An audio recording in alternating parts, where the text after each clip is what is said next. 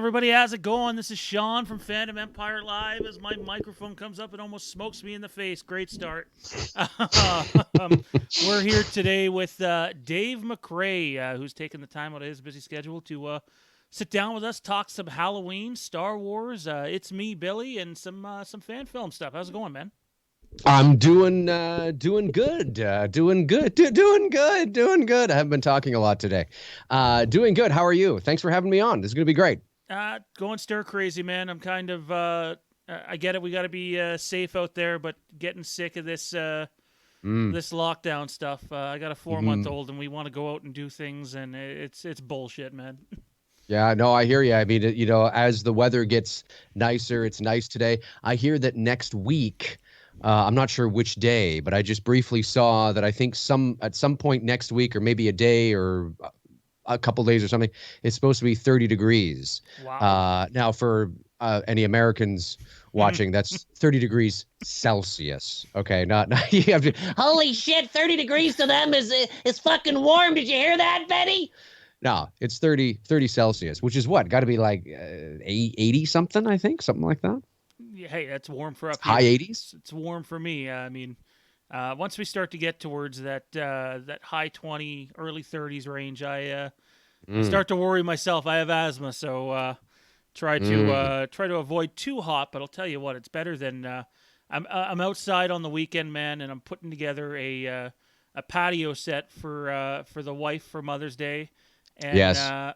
it starts fucking snowing in mid-May. Oh, Now, I know. I know you've liked the last couple of years to go on with people complaining about snow at the end of March and April, but like it's the middle of May and I'm doing it in a little snowstorm. I here. always say that. Oh, dude, I always say that. And by the way, 30 degrees Celsius is 86 Fahrenheit. I just looked it up. So it's going to be really nice next week if the forecast is correct. No, I always find it funny. And although I didn't see anybody do it this year, at least I didn't see anybody. Then again, I'm not really monitoring my personal Facebook page as much as I used to in the previous years. But normally, of course, when the first day of spring arrives, March 20th, 21st, 19th, somewhere there, it varies depending on the year.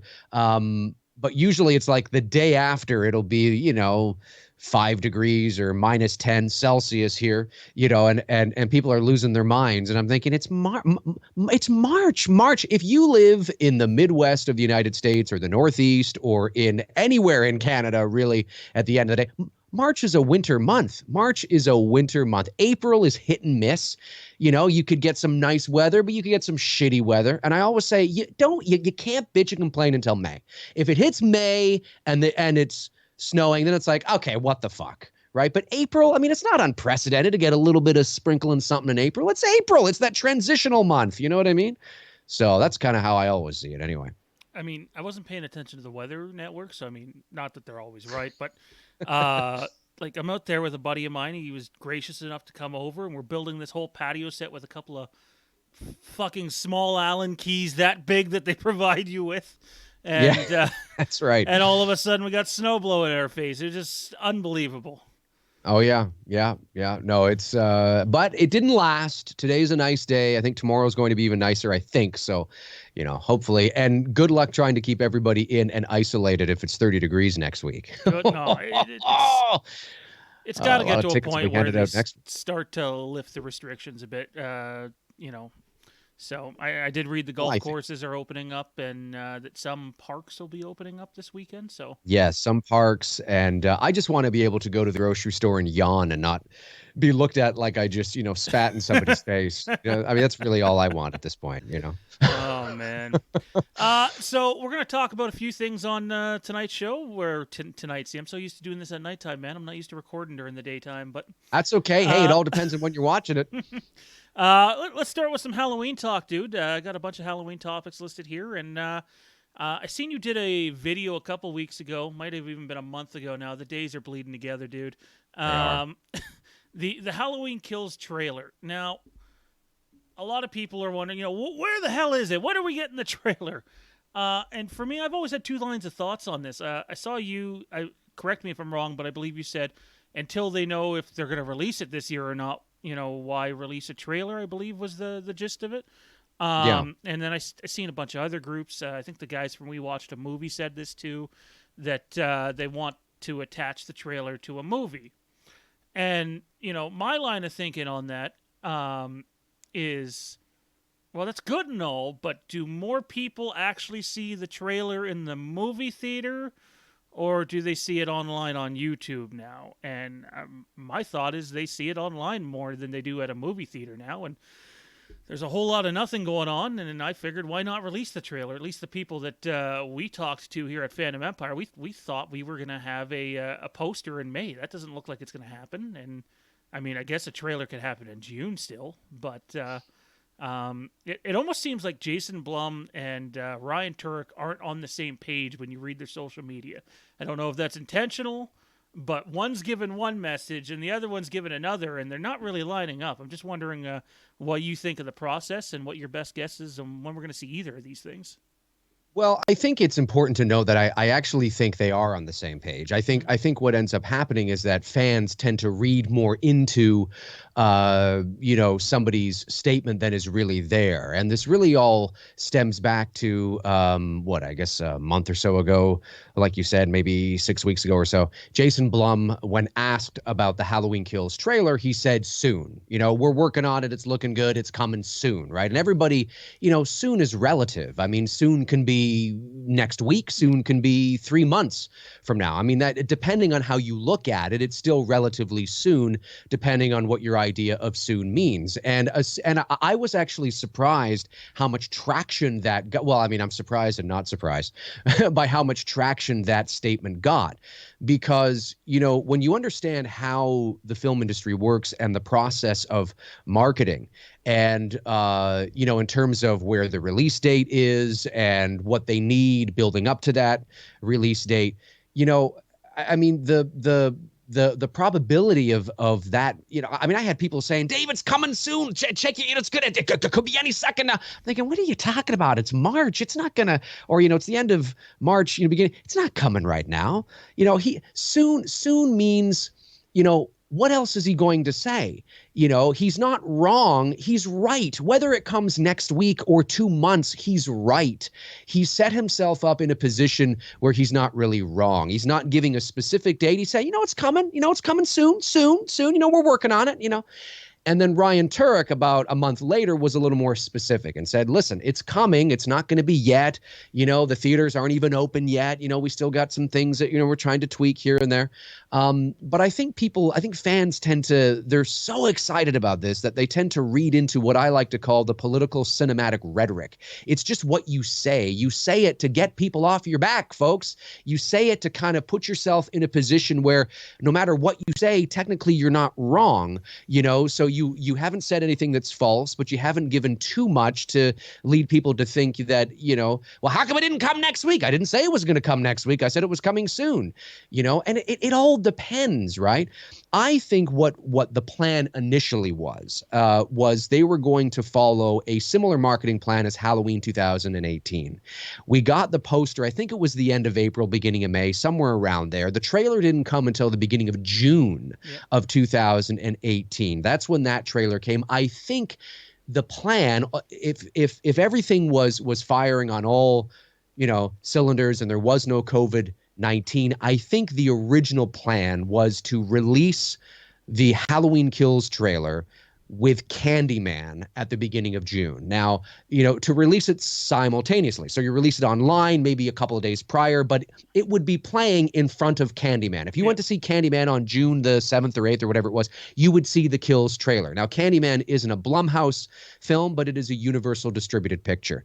So I think that was probably the likelihood of where you would see it. You're 4 months out from the release of the movie. But of course, things change.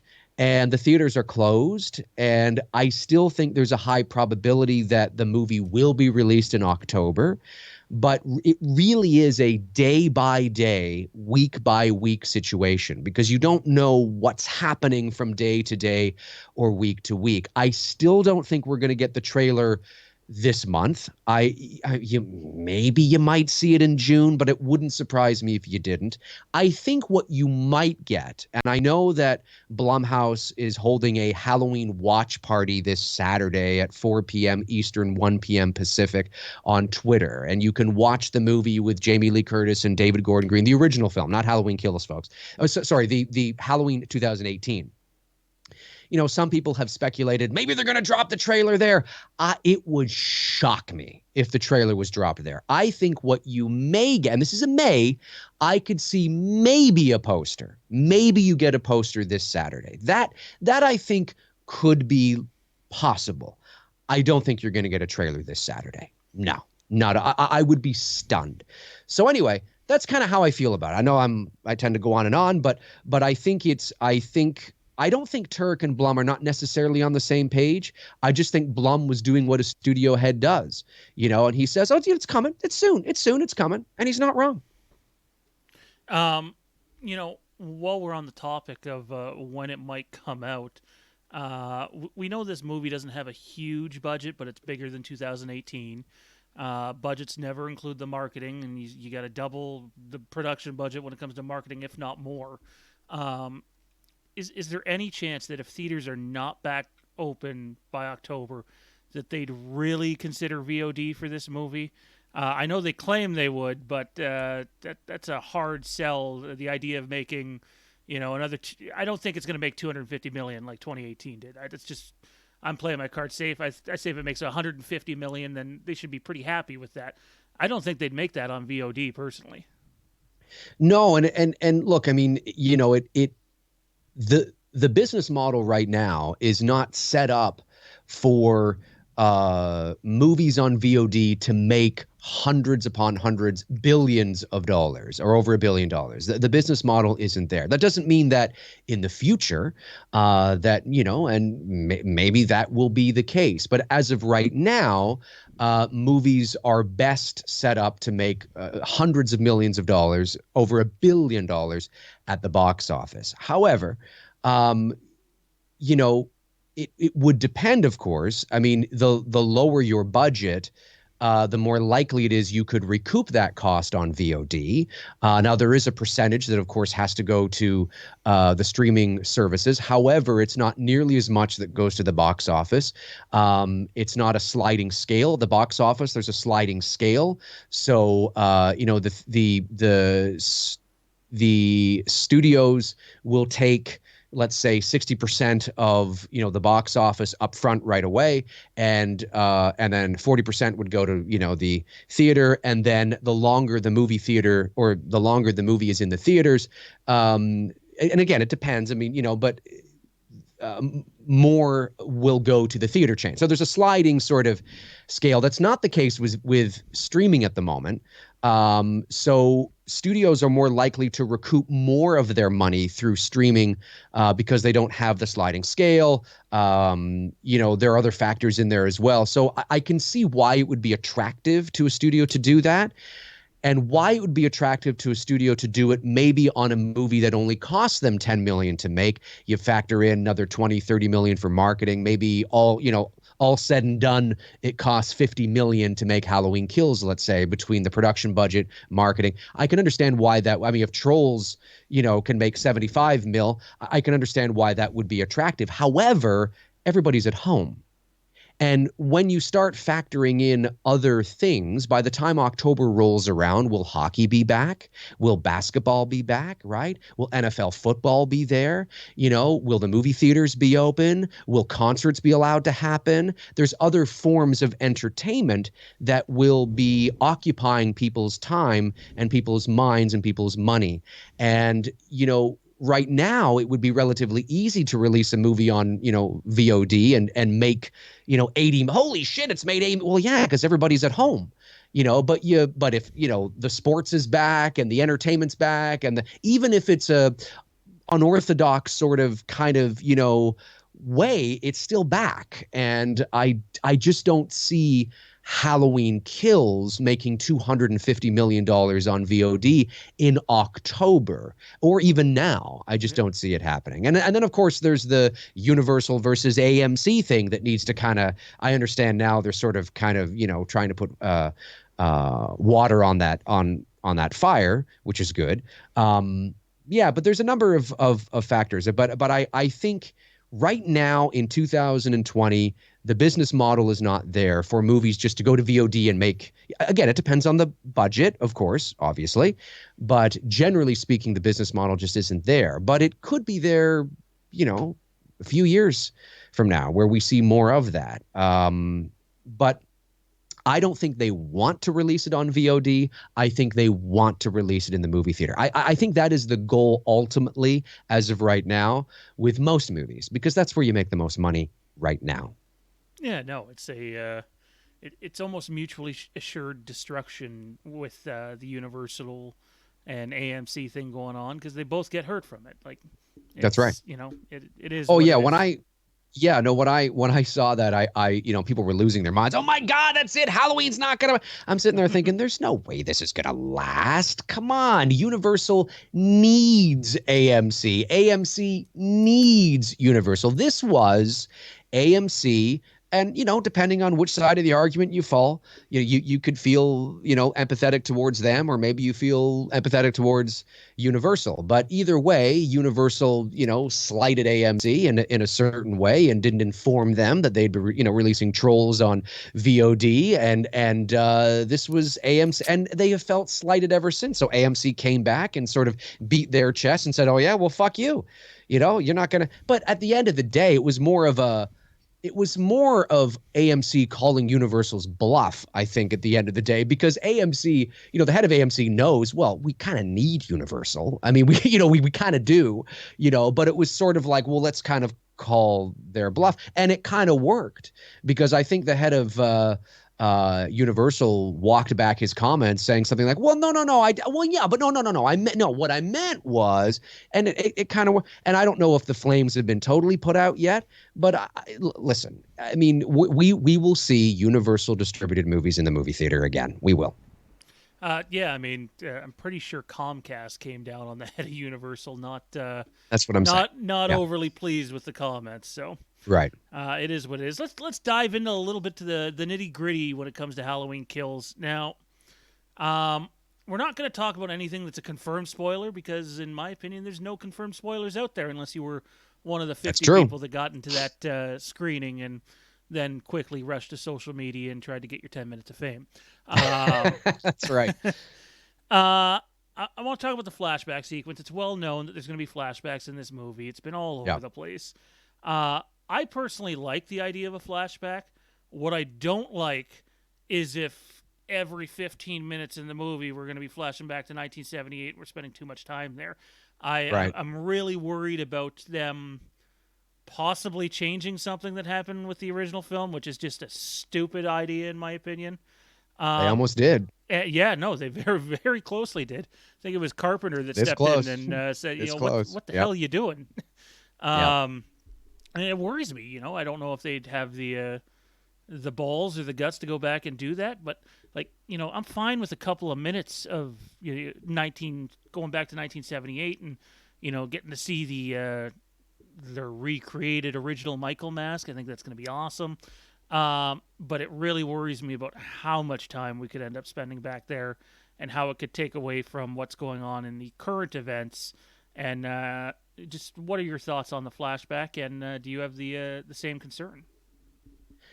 I do. I do have a concern with the flashback, and more so now that I know what David Gordon Green and Danny McBride almost did. I've said this before. For those who may not know, there's a reason why Laurie Strode's master bedroom at the end of Halloween 2018, the layout looks very similar to the master bedroom of the Doyle house from the 1978 original. The closet, where the bed is, where the balcony is, it's in the same spot, and that's because initially they were going to reshoot the ending of the original film for the beginning of the 2018 movie. And that in and of itself is like, okay, all right, that might be interesting.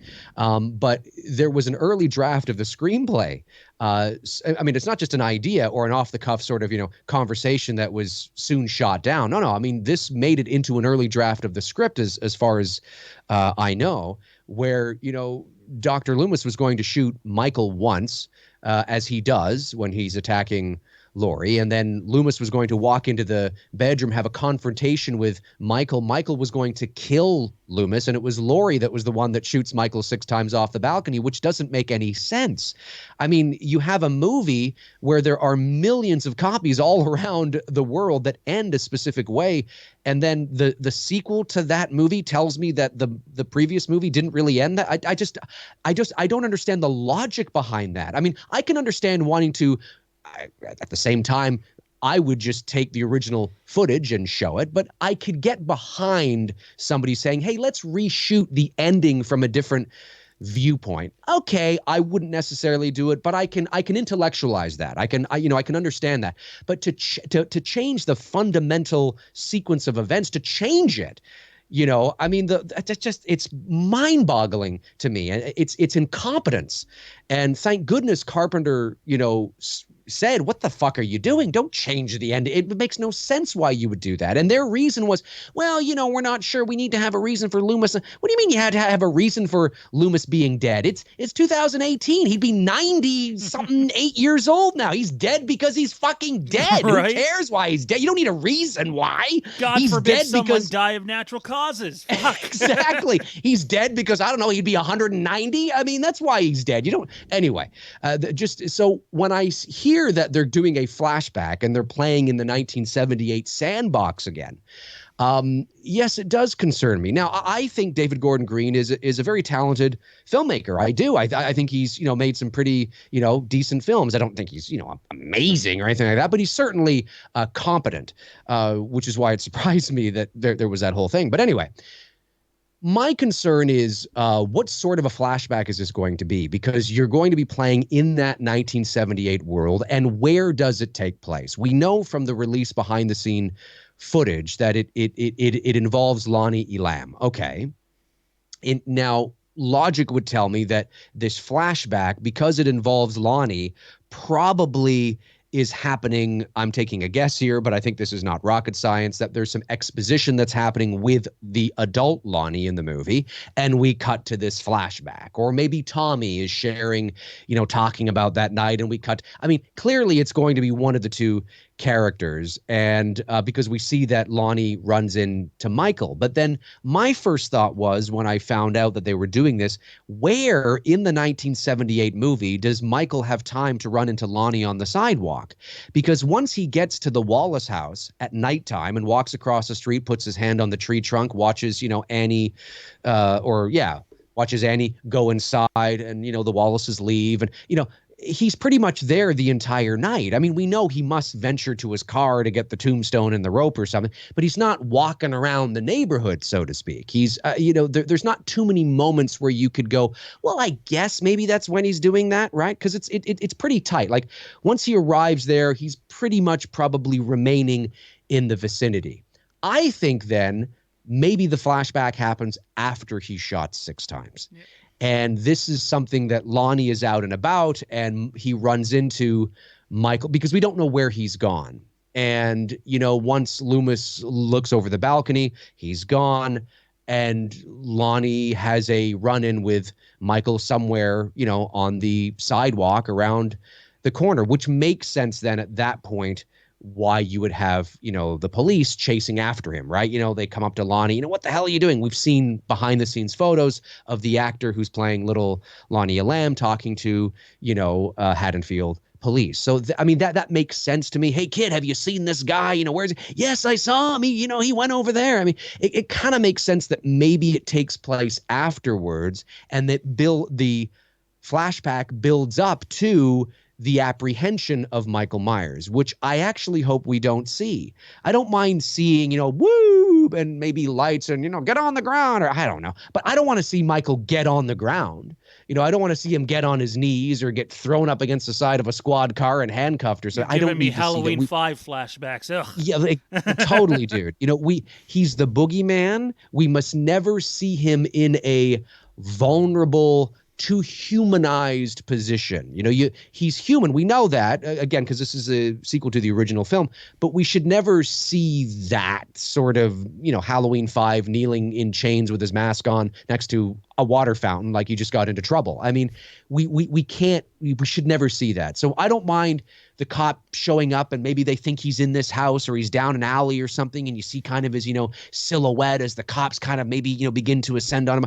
Okay, but then cut it there. I don't need to see the actual apprehension. I think it's actually stronger if we never see that. I think, again, it goes back to the 18 film. I think Hawkins should have been the chief of police. I think he's a much stronger character, much more interesting character. It makes more sense for that character to have been the first arresting officer on scene to then work his way up to be the chief of police. I think just character arc wise, I think that's much more interesting, but that's a whole other topic and side note. So anyway, to answer your question, yes, I am a little worried about it because of the creative decisions that this team was thinking about doing with the other movie, but I always try to remain cautiously optimistic.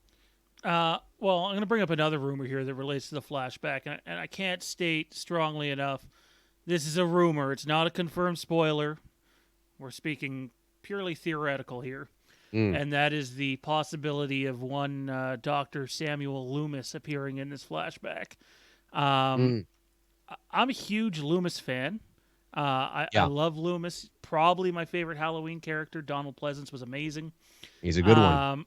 But it really, obviously, Donald is unavailable to be in the film. He passed away in the mid-90s. 95. February 95, I think.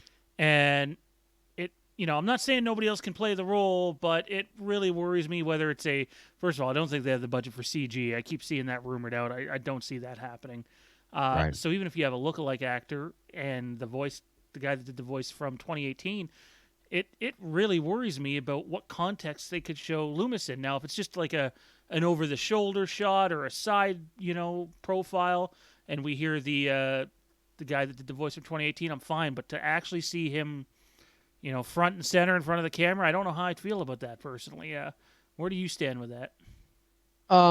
Yeah, I think it's unnecessary. I think there's a lot of things that would be cool to do, and they're cool fan service, but it's not necessary to the story, and me, I'm a big theater of the mind kind of guy. And I think again, I mean, I think had Hawkins been the chief of police, and this is related to what you're saying, but had Hawkins been the chief of police, and I know they didn't do that, but let's say they did. And it makes him already a much more interesting character. And then when he starts to talk about, maybe there's a scene where he's talking about that night and he's talking about things he went through. Maybe he developed a relationship with, Loomis or something. Maybe it's a much more interesting dynamic to get behind. And I think, when it comes to, I hearing Hawkins talk about, that night, for example, is much more, personally, I would find that much more interesting and fascinating than seeing that night unfold. I don't need to see it. Just hearing him talk about it, the gravitas of him just, there and seeing the emotion on his face and the pain or the, whatever it is, and just imagining, like he's telling a story, like a good old campfire kind of, story, and I'm picturing it in my own mind. That's really powerful. That can be really powerful and really cool. And you're much more likely to please most, if not all, of your audience, because you're not actually showing them anything. You're allowing your audience to picture it in their own minds, and everybody's going to picture their own version of something cool rather than showing you something that might please somebody but piss off others. So I think when it comes to Loomis, I just don't think it's necessary. I think, but what does it mean, right? Loomis is back. Well, what does back mean? I mean, back can mean, like you said, over the shoulder. You see his hand. Maybe you hear, his voice, Michael, and then there's a shot with the cops turning and they see, a guy in a trench coat running down the sidewalk with his trench coat flailing in the wind. I mean, there he is. He's back. Technically, he was in it. The character was there. I mean, what does it mean if Loomis is back? There's so many different ways it can go, right? But I agree with you. I think hiring somebody that looks like him, I don't think, I've had people say, well, why don't they deep fake it? Look, deep fake it, is cool, but it's not good enough that I totally believe that is Loomis. We're not quite there yet. It'll look like he's been deep faked, and I don't want to see that. So I agree with you. I don't want to see, I think it's unnecessary to go back at all. I just really do. I don't know why we're having a flashback. I mean, that doesn't mean it's not going to be cool. And that doesn't mean that after seeing the film, be like, hey, you know what? That was all right. That was pretty good. Nice job, guys. Classy. Very well done. Oh, 100. And that's what I want, right? We all want that. But I don't think it's necessary to do it. I think it's sometimes I think maybe David Gordon Green, now that he's making a direct sequel to his own movie, I mean, it's still connected to the original film, of course, but he's no longer making a direct sequel to somebody else's movie. He's making a direct sequel to his own movie. So I think there's some liberation that might be felt there. He feels, and he wants to kind of play and, this is fun. We can play in this world, in this sandbox, but you got to be careful, though. You don't want to fuck anything up. I mean, these is the same guys that wanted to kill Lou. I don't understand that. So I'm cautiously optimistic. Yeah. But I don't think there's a need to have Loomis there. I agree with you 100%. I just don't think there's a need for it. I love Loomis, but I mean, you can ruin these things. Yes, you can. Yes, you can. I love your little saying. You say it all the time, where you go, you make enough of these things, and eventually they're going to go to dog shit. And 100%. And it would be unfortunate to see that happen already. And another thing that I'm worried about is we did a YouTube video a couple weeks ago, co-host on here, John and I, and we spoke about how it's being perceived by many that Michael is more violent in this film and that the kill count is up higher. And don't get me wrong, I'm okay with that. I'm okay with seeing Michael, go and take out a shit ton of people in this movie. But I still want to see the methodical approach of the shape. I want to see the guy in the shadows. I worry that it's going to become too much like Rob Zombie's Michael Myers and not stay close enough to the original Michael Myers, just because of what you just said, David Gordon Green doing a sequel to his own movie now. And I think it's a fine line. I'm okay with Michael getting a little aggressive. He should be a little pissed off. He was just trapped in a house to be burnt alive. That's right. That's right. But if you go too far over that line, you're going to end up back in Rob Zombie territory. And for some people, that might be fine. But for me, that doesn't match up with the story they're trying to tell. Right. And it's all, I mean, it sounds like a cop-out answer, but it's true. It is all in the execution with anything. I mean, sometimes things look great on paper and they end up being shit. Sometimes things look shit on paper and they end up being great. Right. I mean, it's not an exact science. But my worry, my instinctual sort of just my initial reaction is, I understand that with a sequel, you're going to up the ante. I mean, that's what you do, or you're just making the same movie over again. I mean, I get that. And there, of course, as far as we know, these three films, 18 Kills and Ends, all happen in the same night. And if that's true, if that ends up being true, that does make sense. So naturally, there's no time for him to calm down per se. I mean, he's probably angry and he wants a little bit of revenge. Okay, sure. But like you said, and like I said on a video a number of weeks ago, Michael isn't Jason. And we don't want to. Michael has a very specific, and again, I'm not trying to sound like an old fogey here and a purist, even though I am a Halloween purist, but there is but it's not unfounded, right? I mean, the 18 film was a sequel to the original movie. So there was a certain level of expectation that I would naturally have when you're making a sequel to that movie. I mean, you're not making a sequel to 6 where, if I, bitch and complain, people can say, yeah, but Dave, it's a sequel to 6. Like, what are you fucking talking about? But when it's a sequel to the original film, there are certain elements about the original intent of the character that I think do need to be there.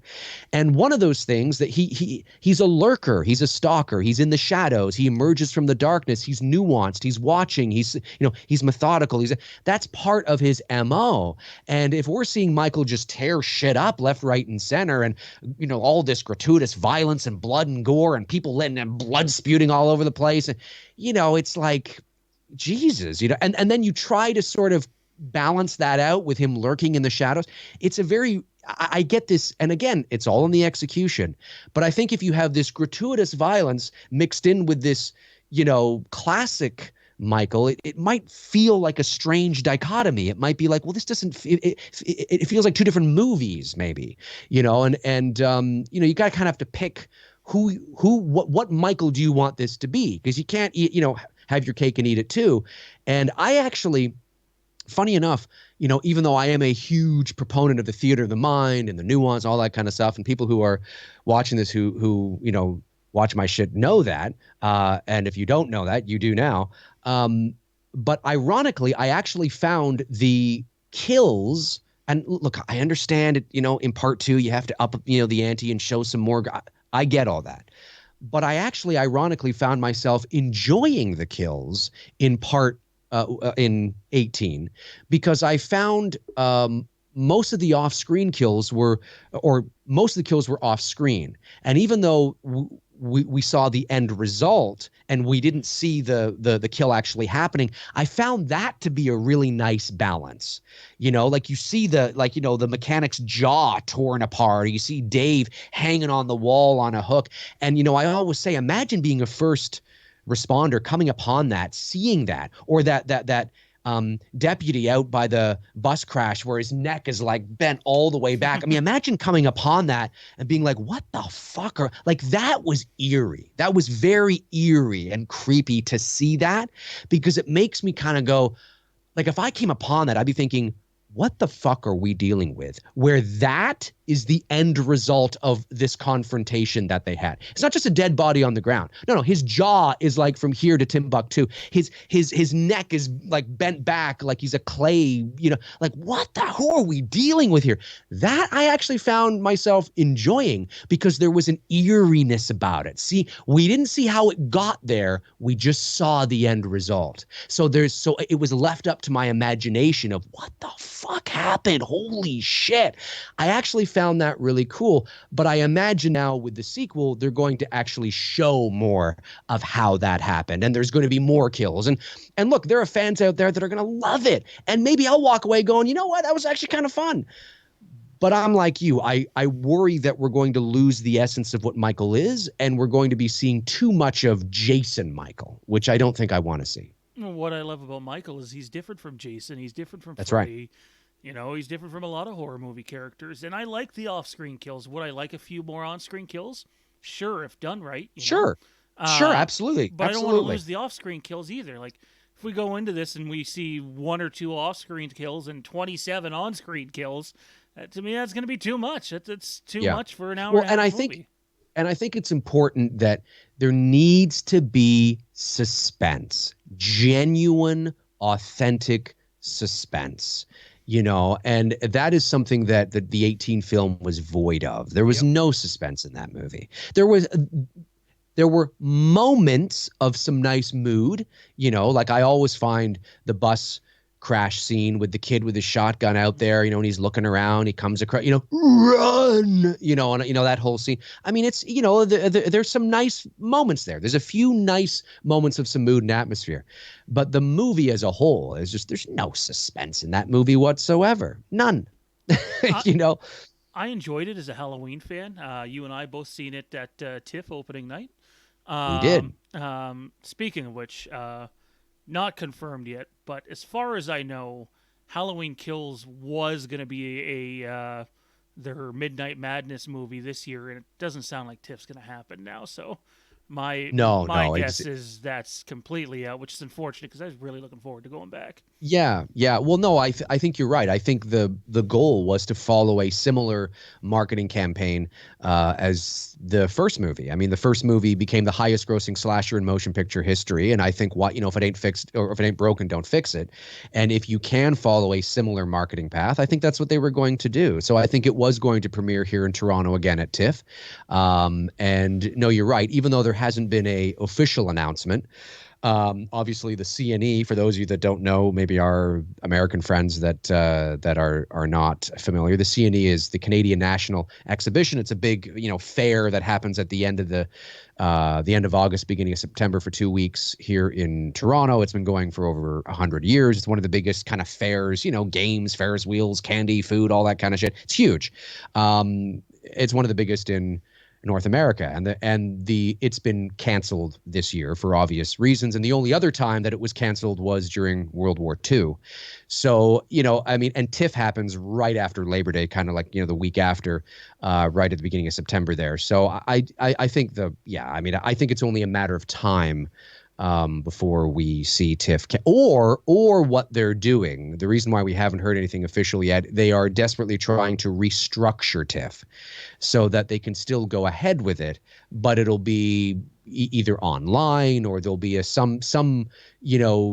theater capacity again will be minimized or something. It'll be an unorthodox sort of alternate reality version of TIFF, and maybe that's why we haven't heard anything yet. But no, I agree. As far as I know, that's what they're doing with Star Wars Celebration 2. It has not been canceled. Right. San Diego Comic-Con has been canceled.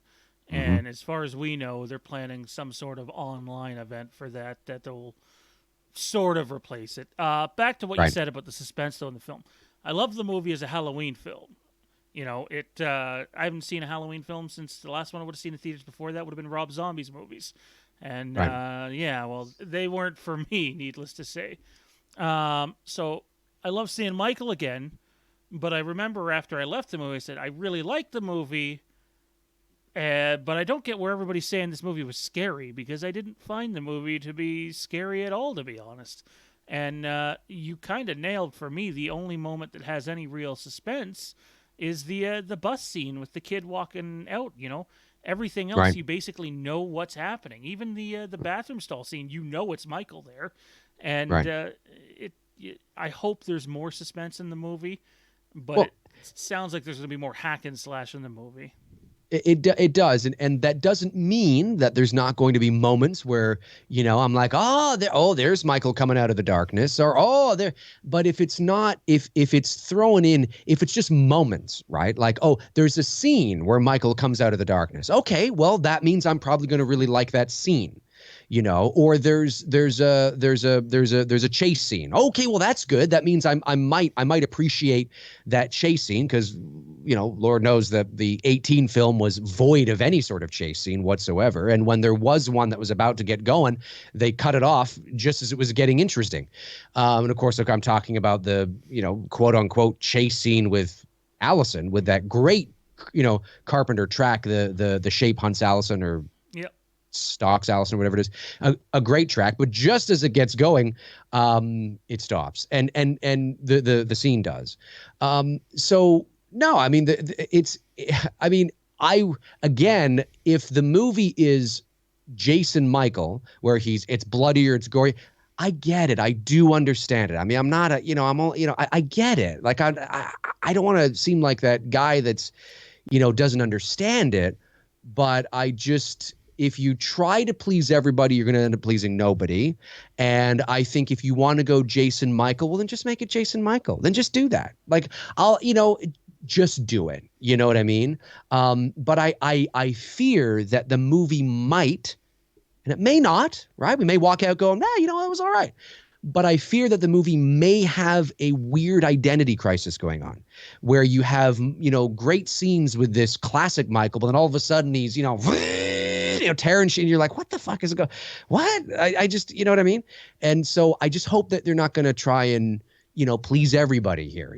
Just make it, just pick something and go with it.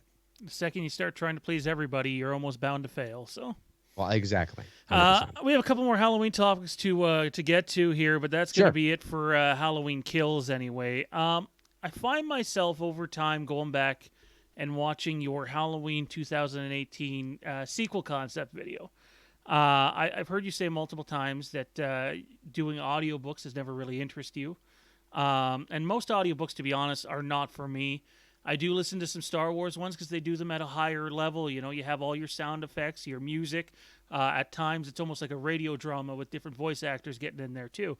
So Right. I tune into those. But I remember the first time I listened to yours, and it's like all that kept going through my mind is, "Good God, how did you go about making this?" Because it really is a high quality audiobook, basically. And I guess. I don't mean, know about that, I but I mean, appreciate it. I just the way you did it, the sound in the background. Like how much work went into doing that video? Because it's definitely not a short video. I believe it's a couple hours long, and It is a couple hours long. Yeah, it's the it was before they ever announced the sequel to Halloween Kills. I knew there was a sequel coming. Well, I mean, we all kind of figured there was a sequel coming, but I got confirmation from a source of mine who works for a studio and said that it's coming. Told me about it. I made a couple of cryptic tweets. I should have just said it outright. I should have just, because I made a couple of cryptic tweets that didn't really gain any. Well, it gained a bit of traction. People were trying to figure out what, because I didn't want to say anything that, you know, I really didn't want to. And then like 2 days later, Collider sort of broke the story officially, and I was like, God fucking damn it. Anyway, but no, what ended up happening is this was about a month before that, and I had been working on this. Was probably about a 3-month thing that I would work on over the course of time. If you watch the video from beginning to end, you'll see that you'll notice that how long my stubble is changes a couple of times, and I think there's even a point where my hair looks a bit shorter because I got a haircut. So obviously that was not done all in one shot, but I wore the same thing throughout the entire video to keep some level of continuity so it didn't look, you know, too distracting. But it was just me sort of going through my sequel concept. I had this idea. People wanted to know, what would you do if you were to do a sequel to the 2018 film? And this was before it was, I mean, it was pretty much a foregone conclusion that they were going to do it, but this was before it was officially announced. So there was no Halloween Kills. There was no, you know, we didn't know anything about that. And so at the beginning of the video, I said any similarities between this and what they eventually do is purely coincidence. And there are a few similarities. But again, it's not rocket science. You know, when you look at, you know, when you understand the series and you look at where they left off, you kind of know, you know, okay, I think they're probably going to do this.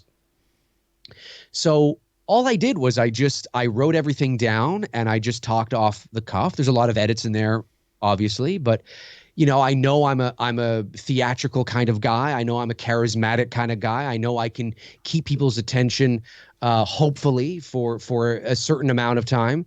And then I didn't add any sound effects. I just added sort of some soundscape, depending on what I was talking about, soundscape that kind of fit what I was talking about.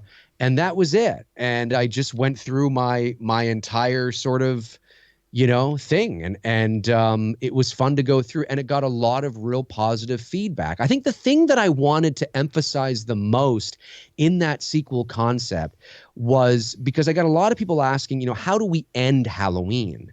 And my sequel concept idea ends, and it was one thing. Like my idea was, and again, this is before we knew there were going to be 2 films. My idea was you make a sequel and you end it. That's how you do. You just end it. You don't do anything else. So, but I ended my idea. I ended that 2-hour-long video. I ended the series on more of a philosophical note, there's more of a cerebral subtext, and, you know, there's kind of some layers there, because I think that's how you do it, you know, is you sort of put it back into the audience's mind and give them something to think about on more of a philosophical note. I think it's more mature that way. I think it's better than ending Halloween Ends with, you know, his eyes opening, or you see his shadow.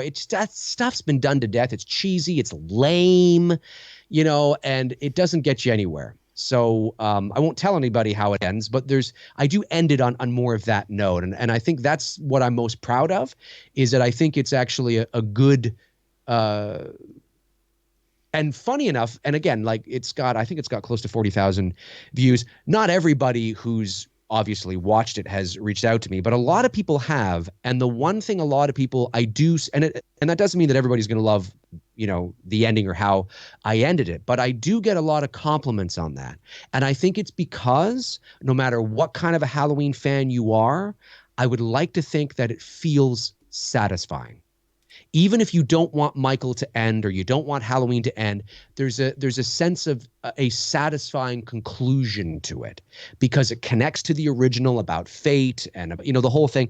And that's the thing I think I'm most proud of that. But yeah, an audiobook, I wouldn't say it's an audiobook, but I get what you're saying. There's audiobook, there's audiobook sort of flavor there. Yeah. You know what I mean? Yeah. You see yourself going back and doing another one after Kills is out? I mean, I know yours, it wouldn't be based off your last one, obviously, because you ended it. But yeah. My guess, out of sort of getting off the topic here a little bit, but I could see Halloween Ends being backed up before Halloween Kills gets backed up personally, just because of who knows when they're going to be able to go and start production. That's true. Could true. You see yourself doing one with them, or is it just a little too time consuming? Probably not. Yeah, it's very time consuming, and I think if I was to do another one, I would want to take it to the next level. Like I would rather, and I don't have the time to do this right now, and admittedly, even the desire at the moment.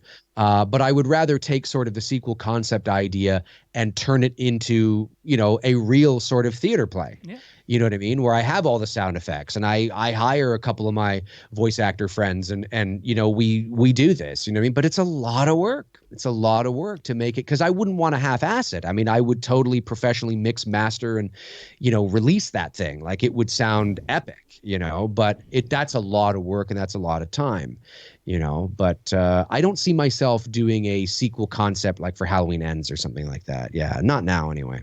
Alrighty, let's shift gears. You have a project you're working on right now. It's Me, Billy. You've been talking about it quite a bit. Really only have two questions about it right now, man. And one of them you've sort of answered in some of your previous videos. You didn't want to go and do a Halloween fan film because they're overdone, or a Jason fan film, same thing. But you chose It's Me, Billy. Black Christmas, obviously. What was your personal driving force behind that, though? Like, were you a big fan of it growing up? Did it resonate with you because it was shot here in Toronto, I believe? Yep. Yeah, we shot here in Toronto, and it's a Canadian film, and probably one of the more famous Canadian movies ever made. It was released in the United States in 1974 under the title Silent Night, Evil Night, I believe. It wasn't released under Black Christmas because at that time, especially in the 70s, I think it was Warner Brothers that got it, I think, at that time. They were worried that people would think it was a black exploitation film. So they didn't want to release it under the title Black Christmas.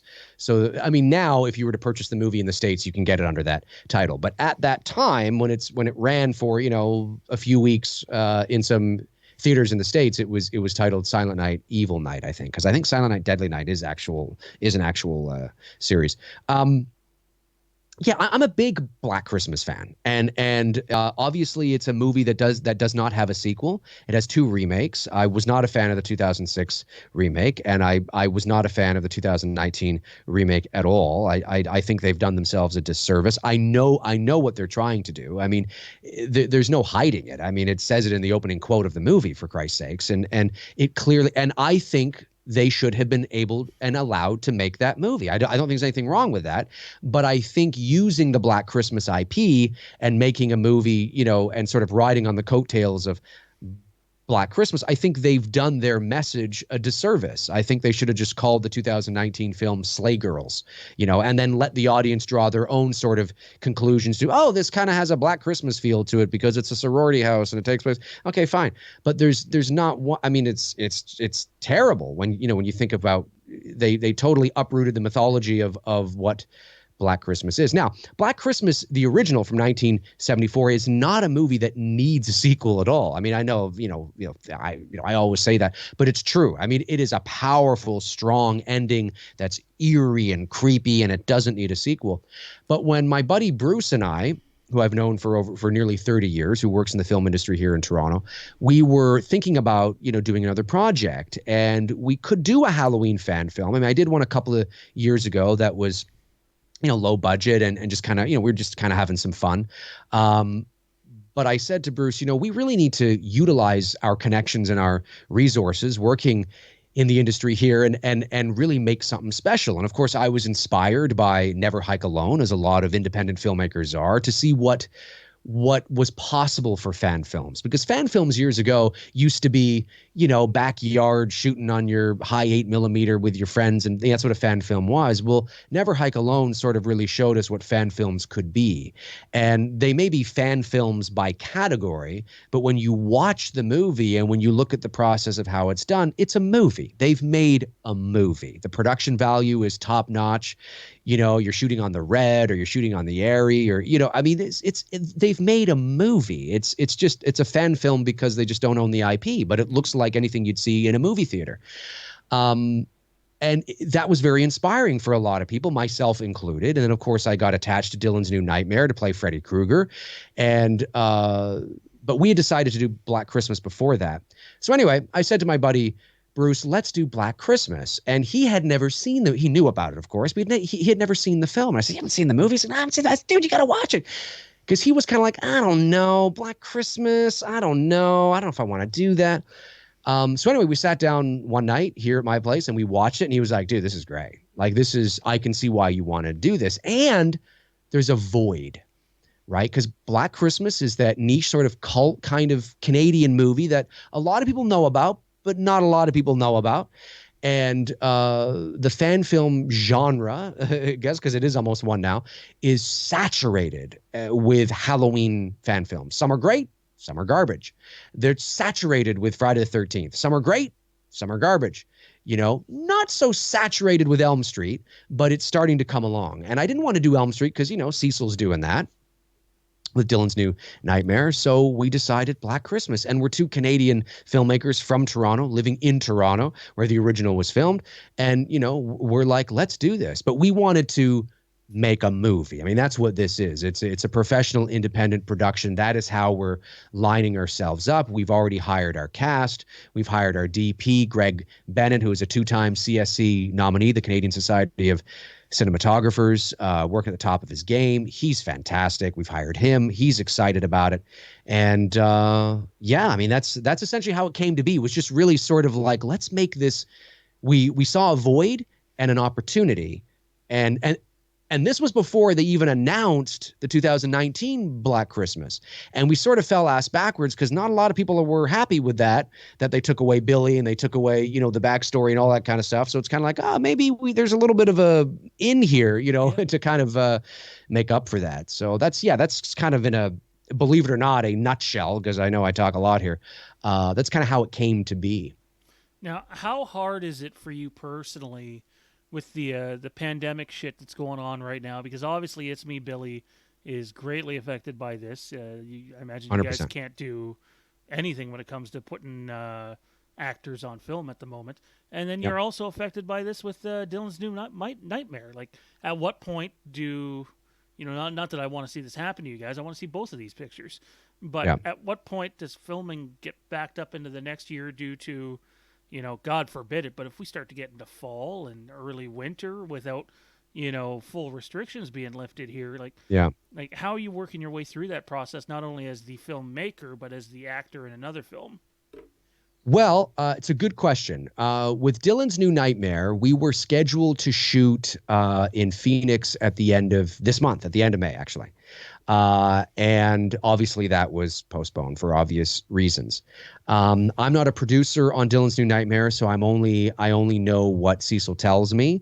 And I think that, although we did have a table read a couple of weeks ago, the goal is, as far as I know, is that when the restrictions lift, and that's the $1 million question is when, but when they lift, or at least something lifts, like some sort of, I mean, maybe not all together, but there are things begin to lift where, you can kind of get to work.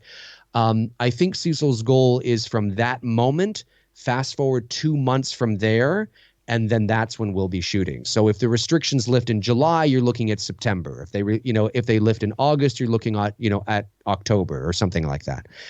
That's as far as I know, and sort of the information I'm privy to. What all the pre-production stuff, and I do know that there's a lot he's doing, obviously, because Nora Hewitt, who's a Hollywood special effects makeup artist, is doing the prosthetics for me. She still has to do that, of course. And so there's a lot of work. There's a lot more technical special effects stuff that needs to be done, obviously, for Dylan's New Nightmare than there is for It's Me, Billy.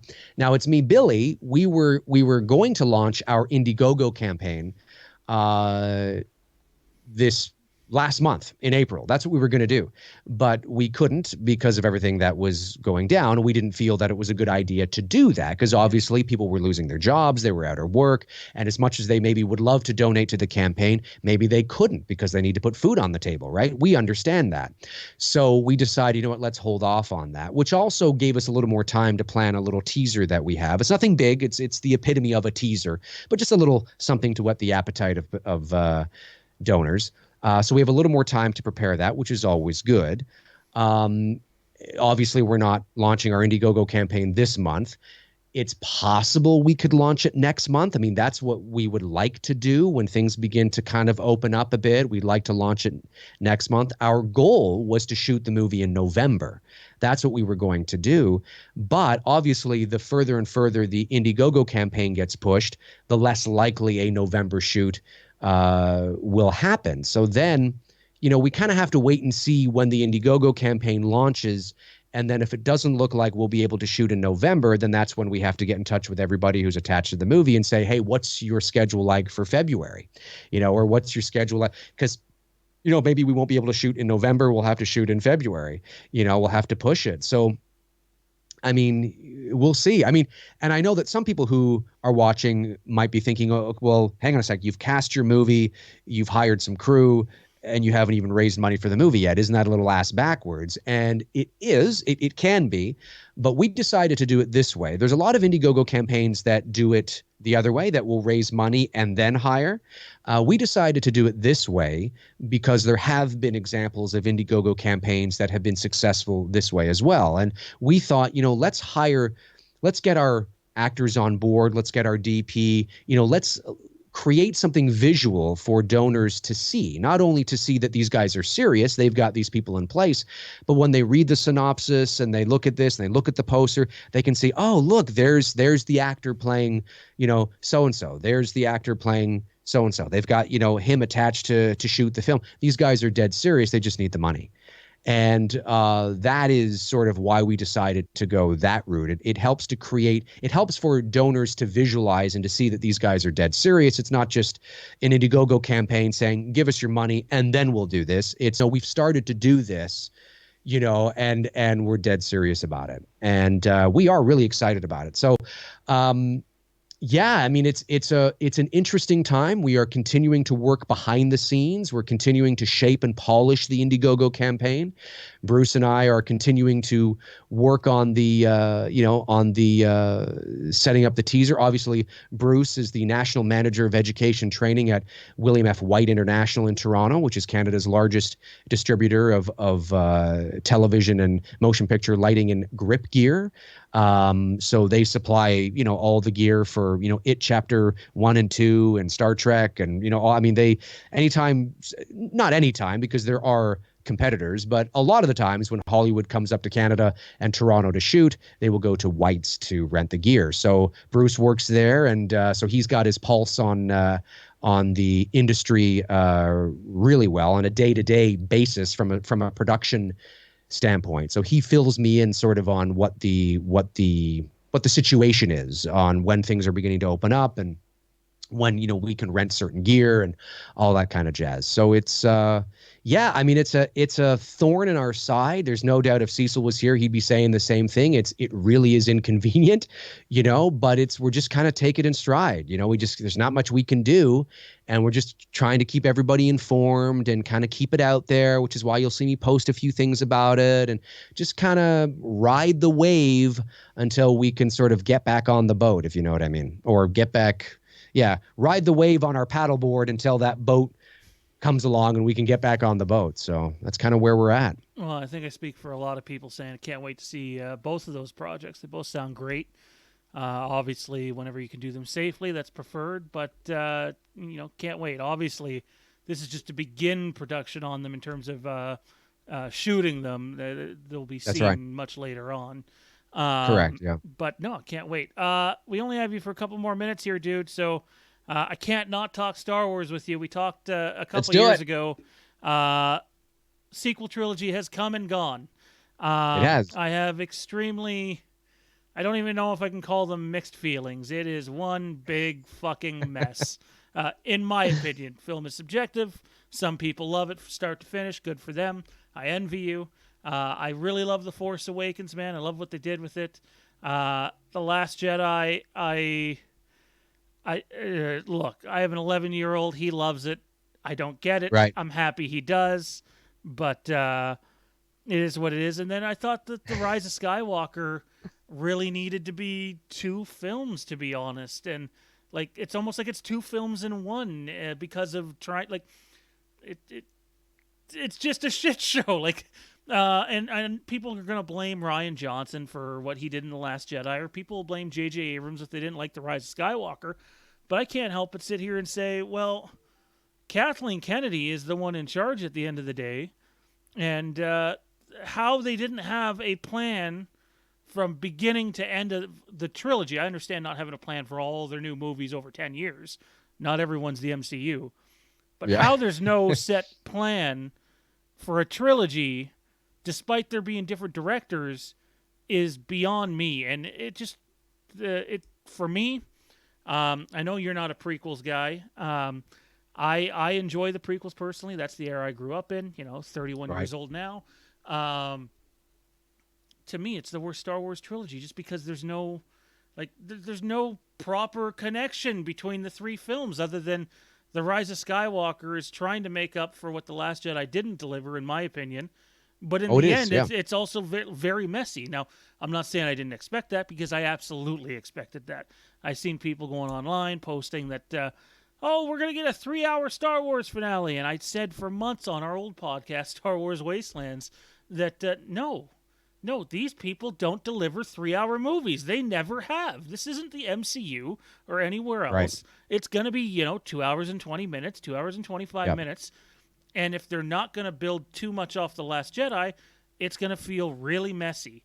So while I did enjoy The Rise of Skywalker for what it was really messy. And I find myself, I'm not calling for anybody to get fired. I don't want to see anybody get fired. That's not who I am.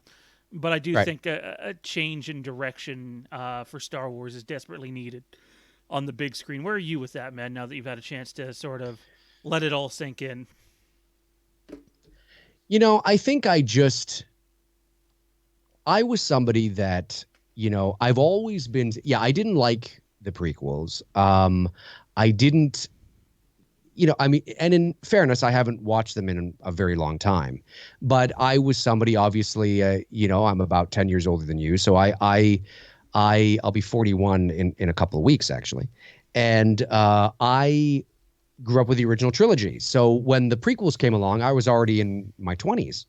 And, it's not like, there's things to like, but it certainly wasn't. It just wasn't like the originals, but we're not here to talk about that. So, but anyway, so I'm somebody that I actually, when they announced that they were going to do the prequels back in the mid 90s, mid 90s, after George realized what was possible because of Jurassic Park, I was not excited about it. I was always somebody that wanted it to go further, that wanted to know what happened next, because I was emotionally attached to these characters. Now, that doesn't mean that Harrison Ford would have come back, or Mark Hamill would have come back, or Carrie Fisher would have come back. Who knows what would have happened? But I was emotionally attached to those characters. So I always wanted to know what happened next. What happened next? And I know there was a lot of EU books and things like that, but I never read the books because I was never a big, reader and blah, blah, blah. To me, Star Wars is the movies and that's it. And the books aren't even they weren't even officially canon before the sequel. No, George Lucas was just letting them play in a sandbox, but he never considered them canon. Exactly. Despite what some people might say. So they were just because there was different versions of many different things. You know what I mean? So anyway, uh, it's always been the movies to me. I was always fascinated with what happened next. But okay, we're gonna go back and see how Darth Vader became Darth Vader. Okay, well I can just watch the last movie. I can just watch Revenge of the Sith and I get it. You know what I mean? There's nothing. His arc wasn't compelling enough to me. There was nothing that happened in The Phantom Menace or Attack of the Clones that I feel like I need to go back and watch that again because the story in this movie is just so fucking compelling. Oh my God, the performances are just amazing. The characters are just unreal. I got to go back and watch that again. I don't care. I just don't care. I can watch Revenge of the Sith. I can watch the last half of Revenge of the Sith and go, great, I feel satisfied now. I know what happened. But that's me. That's me. I totally understand why, if you grew up with it, why 100%, I get it. So when it came that they were going to do more, that they were going to go in, I was like, oh, I was really excited about that. And I think the hiring of J.J. Abrams was brilliant. I think J.J. Abrams, despite what people might say about him, and it's not that certain, criticism isn't true, but they hired somebody who his movies are fun. They're fun to watch. They're entertaining. I was excited about that because I didn't have fun watching the prequels. He's good with characters. He's good with the kibitzing back and forth and the relationship between characters. I thought it was a good first choice. Yep. Now, of course, the goal was not to have him do all, but I thought, well, that's good. Okay, to get it back on track. When I watched The Force Awakens, it didn't bother. I got it. Star Wars was dead. Regardless of whether you liked the prequels or you didn't like the prequels, I think you would agree that Star Wars was dead. I mean, it was dead. I mean, the vast majority of people loathe the prequels. I mean, these rampant idiot fans probably drove Lucas into retirement, for Christ's sakes. I mean, Star Wars was dead. And you needed to do something that felt familiar. You needed to go back to go forward. So they did that, and that's why it looks familiar. It's not an exact carbon copy of A New Hope. There are parallels, but it's not like literally the same, film. Mm-hmm. Although I do admit that Starkiller Base is probably something that's a little too on the nose. I don't think I like the idea of a thing built, but it was a little, I agree. Maybe that was a little too on the nose, but overall I thought the movie was a lot of fun. I enjoyed it. I walked out of there going, now that is Star Wars. That's what I remember as a kid. I felt like, oh my God, I was like 30, what was I, 36 when it came out? I was like, I feel like, yes. And I was so excited for the next chapter. I thought I wasn't expecting to like the characters as much as I did. I thought Kylo Ren's arc in that movie was great. A lot of people think he's just this bitch of a guy, who's this temper tantrum guy. But and Han Solo just died because they wanted him to die. That's not why he died. It served his arc. Snoke I thought was really interesting. And, he says, even you have never faced such a test, Master of the Knights of Ren. The test was you got to go kill. Okay, you want to be like your grandfather? You want to fucking be like your grandfather? Then prove to me that you are the badass motherfucker you say you are and go kill your dad. Go kill your dad. You say you're all tough and you're fucking temper tantrums and shit. And now Snoke doesn't say that, but that's what essentially he's saying, right? Well, then go prove it. You want to be like your granddaddy? Go fucking prove it. Go murder your father. Murder your father. People don't respect Kylo Ren because they respect him as an authority figure like they do Vader. No, they fear him because they know he's powerful. Oh my God, he's having a temper tantrum. Get the fuck out of it. But nobody respects him. He wants the respect that his grandfather had. And Snoke convinced him that one of the ways doing that is to murder your own fucking father. So that whole scene there when, Solo is there with Ren, and, Ren is like, I know what I have to do, but I don't know if I have the strength to do it. Han Solo thinks it's, like, I know I need to go with you, but that's not what he's saying. He's basically saying, I know I need to kill you. I know I need to murder you, but I don't know if I have the strength to do it. And then of course Han Solo's like, well, let me help you. He thinks that he means something else, and the audience might think it was great. There was a lot of good Star Wars in The Force Awakens, and that whole arc with Ren and Solo, I thought was great. I mean, I thought it was really well done. And I know I'm going off on a tangent here, but you asked a question. I'm just setting it up, right? Setting it up. And so after that movie, I was like, okay, I know it got a lot of backlash. It's like A New Hope, and it's like, but and some things I'm like, yeah, but I was like, okay, it was what it needed to be. Then comes The Last Jedi. And this is the second act of a 3-act play. That's the second act. It's a second act of a 3-act play. Rian Johnson, I think, is incredibly talented. I think he's a talented writer, filmmaker. I thought Knives Out was brilliant. Looper, I thought was fantastic. Looper Brick is was great. Looper's great. Yep. That's what killed me, man, is I loved fucking Looper, and I thought Brick was great. I thought it was just slam dunk, right? 100%. Oh, yeah. Exactly. Exactly. And then you look at Knives Out, and it's like, what the fuck? Like, what the hell, man? I mean, different genre, but I mean, you know, great movie. Great movie. The Last Jedi, and this is not hyperbole, The Last Jedi, I'll be 41 in a couple of weeks, out of all the movies I've ever seen in my life, whether it was on DVD, VHS, Blu-ray, in the movie theater, on TV, The Last Jedi is the single most disappointing movie-going experience of my entire life. I have never walked out of a movie theater not giving a fuck about what happened next. Because the movie it's not executed in a way that allows its audience to care about what happened next. Rian Johnson, I don't know what he was doing. And this isn't about fanboy expectations that were not met.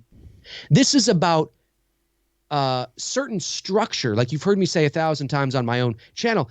This is certain narrative and character structure that was not implemented, that should have been implemented when you're designing the second act of a 3-act play. The second act is always supposed to be the darkest for our protagonists. It ends on a cliffhanger with uncertainty, and of course it's a fairy tale. We know how this is going to go. We know the third act is about the redemption and the you know, we know, but but if the story's really great, then we know how this is going to go. We know that Rey will be redeemed or whatever. We know how this is going to go. But it's the journey that's exciting to watch it unfold. And The Last Jedi and The Force Awakens are like two first acts. Mm-hmm. They're two different movies, and they're like JJ did this, and Ryan was like, no, I don't like that, so I'm going to set up the story again. You can't do that. You can't do that.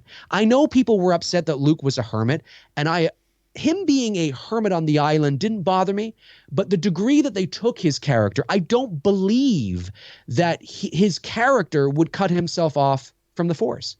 I don't believe that when J.J. Abrams shot the end of The Force Awakens and the pain on Mark Hamill's face, the pain on Luke Skywalker's face as he turns around and takes off that hood, as he's staring at a lightsaber he hasn't seen in, 30 years or, whatever it is. And, I mean, instantly I thought, oh my God, he's in pain because he felt Han Solo's death. He's in pain because he knows he's going out to his sister. And then what does he do? He takes it and he throws it over his shoulder. It was a big fuck you to everybody. Yeah. It felt like Johnson was being avant-garde for the sake of being avant-garde. It's like, no, why don't we do this and why don't we do that, and subverting expectations. But you can't take what JJ has created and tossed everything out the window. He kills Snoke. We go, oh, that'll be, oh, okay. And then the movie ends on a wonderful, prosperous, hopeful note with Broom Boy looking up at the stars. I felt nothing. It was like I was watching the movie and the series beginning again.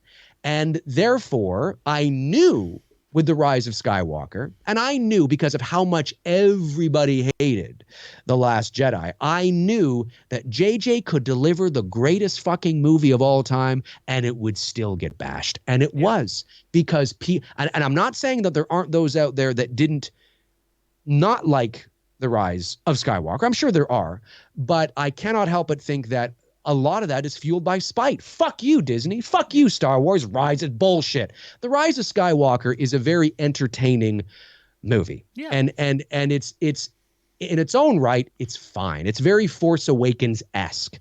But it will never have the opportunity to breathe on its own because it's following one of the greatest disasters in Star Wars history, which is The Last Jedi.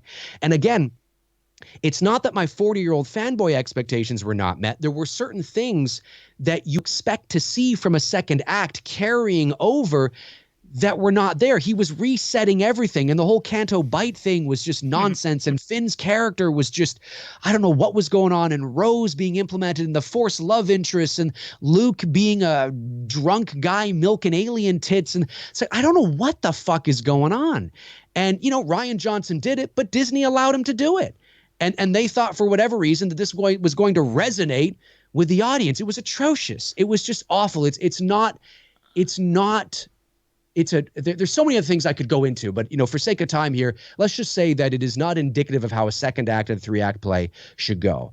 I don't believe in the creative choice. I don't believe that Luke Skywalker would make those choices because of the things that he learned from the previous trilogy. His arc taught him certain values and certain things that don't make me believe that he would make those choices, that he would be on the cusp of murdering his nephew. I don't believe that. You have to do better than that to make me believe that. I don't believe it. And there's a lot of things in that. I don't believe that would happen. He sees his father's lightsaber and throw. I know what Johnson was trying to do. I know what he was trying to do, but it wasn't earned. You didn't earn it because we didn't see the 40 years. We didn't see that. So it felt weird and disjointed and all of a sudden out of the blue and shoehorned in because we didn't have any context of it. You can't do that. You can't do that. And that's why a lot of people didn't like it, because it's not just that we didn't get to see Luke happy and tearing shit up. It wasn't that. It was, I don't believe in this, because of everything that has come before. So anyway, you get to the Rise of Skywalker and you follow me. I was saying this for a long time. I said, I think the Rise of Skywalker will be a better movie than The Last Jedi. And if I can walk out of the theater going, okay, yeah, that was fun. I enjoyed that. Okay. Then I think it's a win, because The Rise of Skywalker was never going to be what it should have been. It should have been the end game of Star Wars. It should have been one of the greatest cinematic endings in motion picture history. It absolutely, unequivocally should have been. But it was never going to be, not because of J.J. Abrams, but because of The Last Jedi. You couldn't do anything. JJ had to put a second and a third act all into one movie. Yeah. It would have been better off having another movie. 100%. Yep. And I understand that breaks tradition, yeah. And you go from, but I mean, Jesus, if I was the head, I would have been like, let's do 9 and 10. Yeah. JJ, sign on. Let's milk this out. Let's give it some time to breathe. Let's really create a real sort of interesting, kind of thing about the Emperor and why he's back, and make it really feel justified, and, take that time. The ending of The Rise of Skywalker, even though it probably, if there were 2 extra films, it wouldn't even have been called The Rise of Skywalker, because that's actually a title you would kind of maybe want the final film to be called. Yeah. But the ending of Episode 9 should have been finding out that Rey's Palpatine. Yeah, I mean, that really is because I love that. I know a lot of people don't like it. I love it.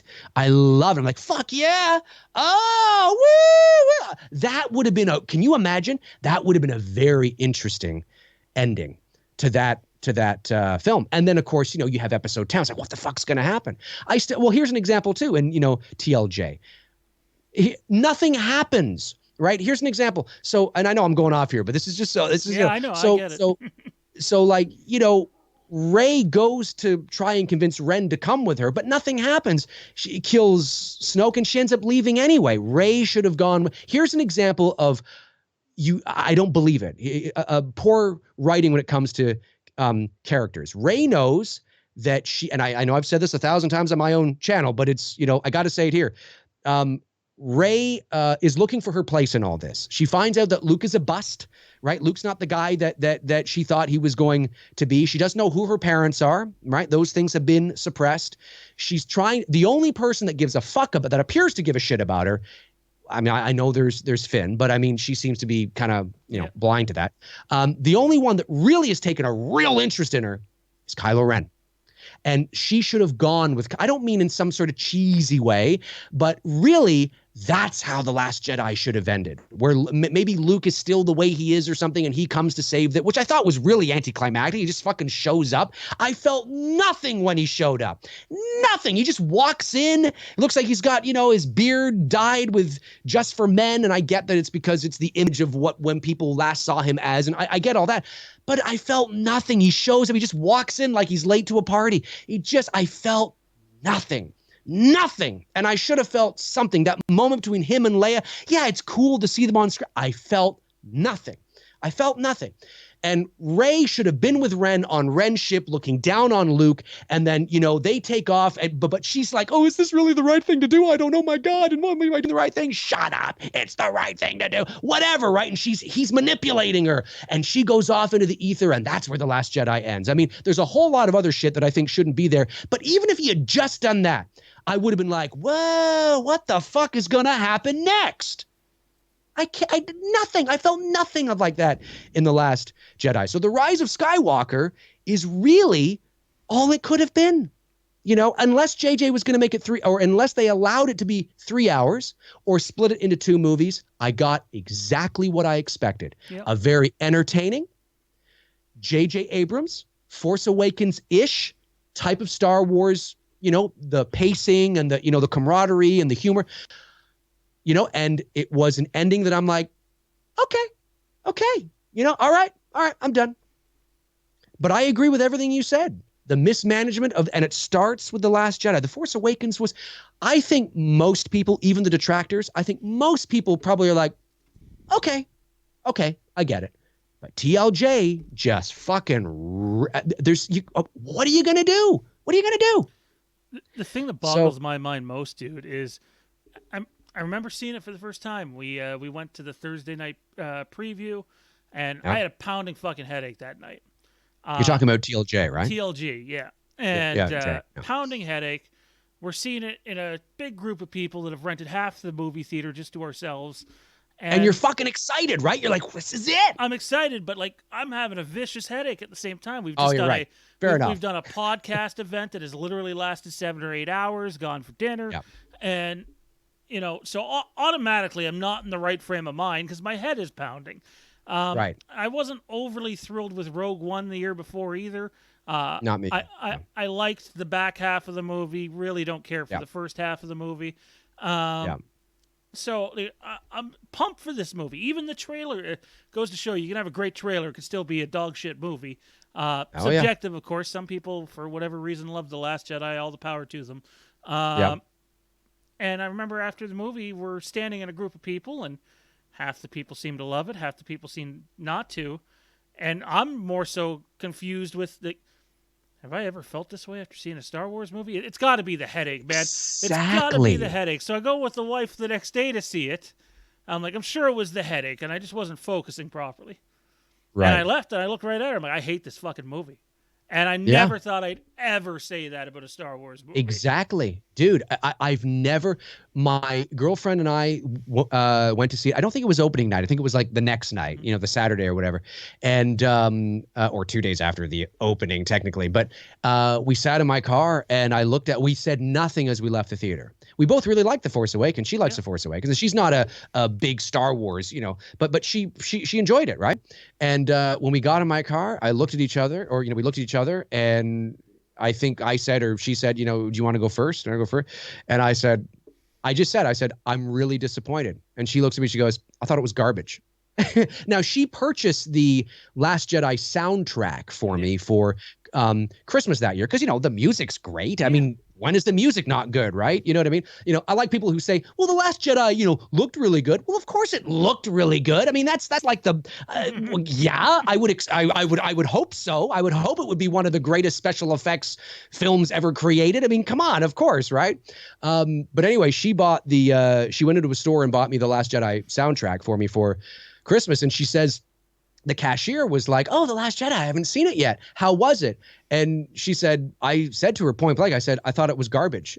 And the cashier was like, oh, really? Yeah. I mean, it was, and it was so, I've never been more disappointed because I didn't care about what happened next. Yeah. I didn't care. There was nothing in the movie that made me want to care about what happened next.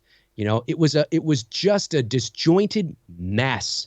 And it's, and I know people are like, Rise of Skywalker and fucking, but don't blame blank. Yeah, it is a mess. You're right. It is. It does feel weird. It feels there's the Force Awakens, and then the Rise of Skywalker, and then the Last the Last Jedi, and then the Rise. Yeah, it does. It does feel like you're being pulled in several different directions because you are. And Kathleen Kennedy brought JJ back for a reason and probably said, "Hey, what he did, don't do that. Do what you did with the Force Awakens," and that's what he did. And I think all things considered, I think it's fine. Should it have been?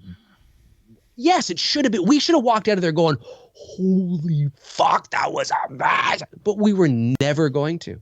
We were never going to because you couldn't set up and build that in one movie. You couldn't do it. It's cool they brought back JJ for the last film, and I can be as mad at Ryan as anybody wants to be who doesn't like the film. And I know for months after the film came out, it just whenever I'd hear Rian Johnson's name, it was almost like, "Oh, you bastard." But when you really think about it, Rian Johnson's a hired gun. They hired him to do a project, and they allowed him to do whatever the fuck he wanted to. And that's right. Like for me, it's like, you stepped in during Solo to can guys. I mean, as much as I like Rian Johnson's other materials, not to mention, dude was the podcast network that we used to be on. Those guys got to meet Rian Johnson. He was out at Celebration, bought everybody pizza, literally walked from the back of the line to the front line. Dude seems like a super stand-up guy. But that doesn't mean he gets a pass on what happened, but more so above him. It's like, how was he allowed to do that? Exactly. He's an extraordinarily talented filmmaker. He's a talented writer, 100%. But I mean, the things that he wrote, I mean, well, and it's also known that J.J. Abrams gave Ryan story notes. He gave him. Sorry, he said, "Hey, listen, toss them away. Here's what I'm thinking. Here's what I'm thinking." And you can't do, you're the second man in. Shawn, if you make a movie, if we're making a trilogy and you make a movie, I have to look at what you've done. I'm the second man in. And I'd be like, "Hey, Shawn, you got any notes for me?" That doesn't mean I don't do my thing and I take the character, but I got to be, okay, so you've set up the villain. I'm not going to kill the villain in this movie. You set up this. What the fuck am I doing? And it was so disappointing. And people can shit on JJ all they want, but if The Last Jedi had continued what JJ had done, The Rise of Skywalker would have been a better film. I think, considering the time they had, considering what they had to do, the only thing that I think is, the Emperor, it does feel kind of like, oh, he's back. You know what I mean? But then again, how I try to justify it in my own mind, because technically he's not back. Technically, he's on the verge of coming back, right? He's been, in Exegol waiting, but he's not like ruling, and he kind of has been, because he's been Snoke, and I get all that. But, he's on the verge of coming back in his, and I kind of try to justify that in my mind. But listen, should they have done a better job at explaining that? Yeah. Should they have done this? Yeah, of course. But, JJ had to be like, "Oh, shit, I got to start again." That's essentially what happened. We've run out of time here, man. It's been a fun hour and a half. Really quickly, if you can give me a brief answer. Maybe I've missed it on your channel, or maybe you haven't seen it yet, but what are your thoughts on The Mandalorian? Have you had a chance to sit down and watch it yet? I have. I've watched all the episodes. I like The Mandalorian a lot. I think I don't think it's, oh my God, holy fuck. I mean, I'm not like, thinking it's incredible, but it's well done. It's Star Wars. It's fun to watch.